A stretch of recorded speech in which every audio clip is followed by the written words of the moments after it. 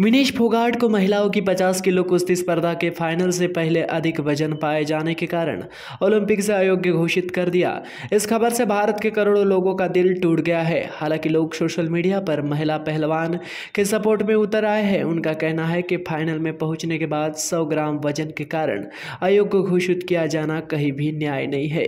उसी बीच आज सीताबढ़ी स्थित झांसी रानी चौक पर कांग्रेस पार्टी द्वारा सरकार के खिलाफ विरोध प्रदर्शन किया गया। इस समय रामटेक के सांसद श्याम बर्वे, पूर्व मंत्री सुनील केदार, जिला परिषद अध्यक्ष मुक्ता कोकटे, जिला परिषद उपाध्यक्षा कुंदा राउत, पूर्व जिला परिषद अध्यक्षा रश्मि बर्वे, साथ ही साथ जिला परिषद पंचायत समिति की सदस्य और कांग्रेस के पदाधिकारी बड़ी मात्रा में मौजूद थे। इस समय झांसी की रानी लक्ष्मीबाई की मूर्ति को माल्यार्पित कर प्रदर्शन को शुरुआत की गई। इस समय विचार रखते हुए पूर्व मंत्री सुनील केदार ने केंद्र सरकार के महिला सुरक्षा विषयक वादे पर सवाल उठाया है। एकीकडे मातृदेवो भव म्हणतो आपण, आणि त्याच मातेच्या संबंधी ही भूमिका वटवत असताना कथनीय आणि करणीमध्ये फरक पडते। याची जाण राज्यकर्त्यापासून समाजकर्त्याला सगळ्याला असलीच पाहिजे। त्या ठिकाणी आज आपल्या देशाची लेख आज त्या ऑलिम्पिकमध्ये गोल्ड मेडल आणण्यासाठी गेली होती।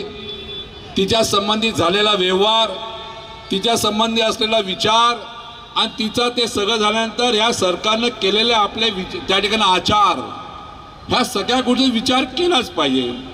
मी आज चौघी पाचही ज्या ठिकाणी जिल्हा परिषदच्या पदाधिकारी आहेत त्यांचं त्या ठिकाणी मार्गदर्शन होणारच आहे। ही गोष्ट तेवढीच खरी, ह्या देशाची संस्कृती आहे, ह्या देशातील हिंदी संस्कृती आहे, विचारधारा आहे। आम्ही आमच्या लेकीला जन्म देतो, तिचं पालन पोषण करतो, तिचा हिशोब कोणी बाप आपल्या लेकीचं त्या ठिकाणी पालन पोषणाचा हिशोब करत नाही। आणि हिशोब करून तो जगापुढे मांडण्याची पद्धत आणि मानसिकता नाही आहे। ही कुठेतरी असलेली एक वेगळी त्या ठिकाणी वेगळी मानसिकता, आणि ती मानसिकता आज चिरडली नाही तो मातृदेवो भव म्हणण्याचा आम्हाला मूलभूत अधिकारच राहणार नाही। ह्या विचारधारा त्या ठिकाणी मी आहे। मला पूर्ण विश्वास आहे की आज नागपूर ग्रामीण जिल्हा काँग्रेस कमिटी, महिला काँग्रेस कमिटीच्या माध्यमातून झालेली भूमिका, ही भूमिका घराघरामध्ये केलीच पाहिजे। ह्या घराघरामध्ये याचा विचार झालाच पाहिजे।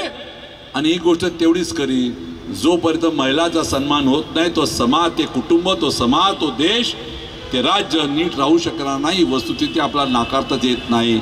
आणि त्यासाठी नुसतं घोषणा नसतं करायचं, त्याला कृतीची जोड दिली पाहिजे। मी आज आपण सगळ्यांनी इथं मोठ्या प्रमाणात आला त्यामुळे आपला मनापासून कौतुक करतो। गौरतलब है कि इस समय कांग्रेस की कद्दावर महिला नेता और लोकसभा चुनाव में काफ़ी चर्चाओं का विषय बनी पूर्व जिला परिषद अध्यक्ष रश्मि बर्वे ने केंद्र सरकार के महिला सम्मान नीति पर सवाल उठाया है, जहां उन्होंने कहा कि एक ओर सरकार अपना वोट बैंक भरने के लिए महिला सुरक्षा के झूठे वादे करती है, वहीं दूसरी ओर देश की बेटी को ओलंपिक से वापस लौटना पड़ रहा है, जो काफ़ी बड़ा अन्याय विनेश फोगाट पर हो रहा है, जो देश की शोकांतिका है। यह केंद्र सरकार का षड्यंत्र है, ऐसा भी उन्होंने इस वक्त कहा। जो विनेश फोगाट यावर जो अन्याय केंद्र शासनाने केलेला आहे, या केंद्र शासनाच्या निषेधार्थ आज नागपूर जिल्ह्यातील काँग्रेस कमिटीचे आणि सर्व आपले महाविकास आघाडीचे इंडिया अलायन्सचे सर्व महिला नागपूर ग्रामीणच्या इथे एकत्र झालेले आहे।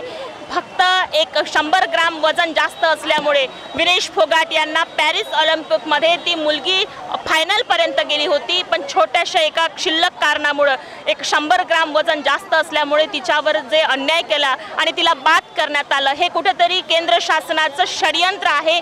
हेतू परस्पर त्या खेळाडूला बाहेर काढण्यात आलेला आहे, लक्षात आलेला आहे, आणि त्याचा निषेध म्हणून आज सर्व आम्ही इथे एकत्र झालेलो आहोत। इस समय मौजूद कार्यकर्ताओं ने सरकार के खिलाफ नारेबाजी की तो वही विनेश फोगाट पर हुए अन्याय की जांच की भी मांग की, जिससे सियासत में नए रंग दिखने की संभावना जताई जा रही है।